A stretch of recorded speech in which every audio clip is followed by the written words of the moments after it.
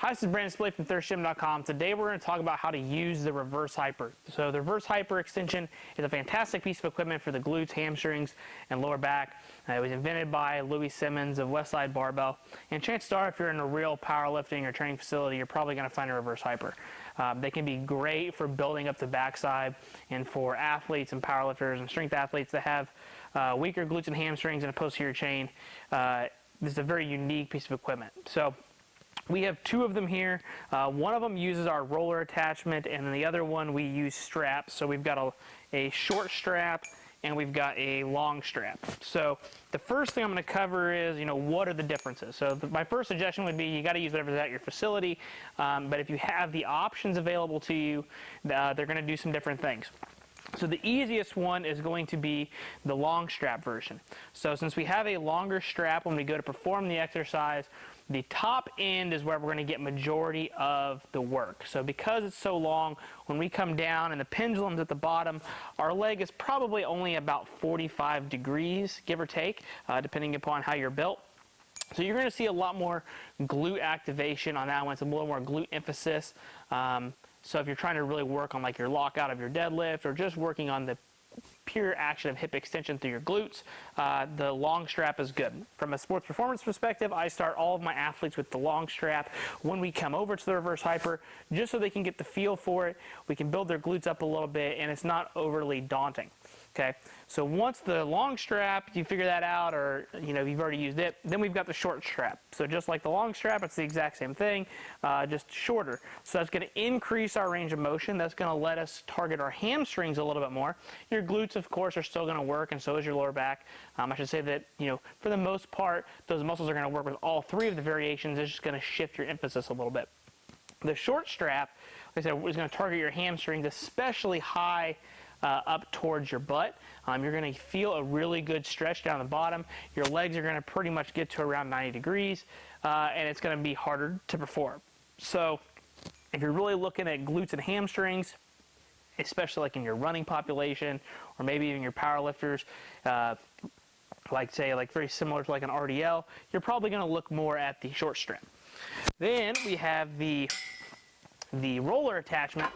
So this attachment is designed so you can put your feet in it. So it's kind of like the end of a decline bench, to where you lock your feet in. You're going to get on the reverse hyper, put your feet in there, and then what's nice about the roller is it's generally more decompression based. Okay, so you're going to feel a little bit more in your lower back, but what I like is because the roller, when it comes down, the roller is actually, because of the gravity, is actually going to help distract your low back, create some disc space there, and it's going to help open up your back and maybe even your SI area. I will say that you have to be cautious with this. If you have somebody that has known herniated discs or issues, this is probably not the reverse hyper for them. You don't want to happen to re-herniate a disc or have some issues there. But after heavy lower body sessions, squat, deadlift, feeling banged up, this reverse hyper is fantastic to open up the low back, and it is probably the most challenging option of the three that we have here. They do make reverse hypers where the tables tilt and stuff like that. We don't have one of those here at our facility yet, but that also will make things a little bit more difficult. So those are the three options. So I'm just going to walk you through of how to use just the long strap, but the short strap would be just the exact same, and then we'll talk about the roller. So we leave ours off, just that way they're not laying around and people can grab the one that they want. They go around the ends. Okay, and then once we have this on, you would put the weight on the post. The nice thing is they don't have to be even, so I'm just going to slap a 45 on there.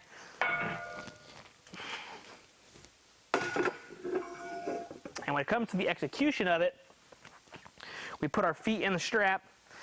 The strap goes around both of our ankles here. I'm going to hop up on the table, and I want my hips hanging off a little bit, but I don't want my full lower body hanging off. So kind of around my hip bone is going to be right here around the pad. See, that's why having one that's padded well and built well is good. Buying some of the cheap knockoff ones, you're not going to get that. And then on this one, this is an older one, these handles move forward and back. Sometimes your handles will be on the side. It just depends. So you're going to hop up here. And then what we're going to do is I'm going to make sure that my chest stays relatively down. I don't want to be overextended. I'm going to take my legs and I'm going to extend through my butt, since this is a long strap, all the way up, back down. So this would just be a standard reverse hyperextension. Good control. You want to own the weight. You do have the option of having some swing through if you want to program that way. This is very, very easy. I feel this more in my lower back, and this isn't hard, but by staying good and strict, that's definitely where the bread and butter is for that one. I would say that you don't want to overextend. I know some people coach it that way, but cranking yourself into overextension can be a bad thing. We're usually using this for the glutes and the hamstrings. The low back is just going to help stabilize us a little bit. And you are going to feel a little bit of abs as well if you do this correctly. I just don't think you want to over-round and you don't want to overextend. You're going to hear other things. But just from the overall use of what you're trying to get from the exercise, try to keep everything relatively neutral. On the roller attachment here, it's going to be the exact same thing. However, we're going to get that decompression. So you're going to put your feet in the rollers. You hop up. This one, you're going to let your hips hang off just a little bit more. And then we're going to do the same thing. We're going to kick up and then control. So notice that I'm owning the movement.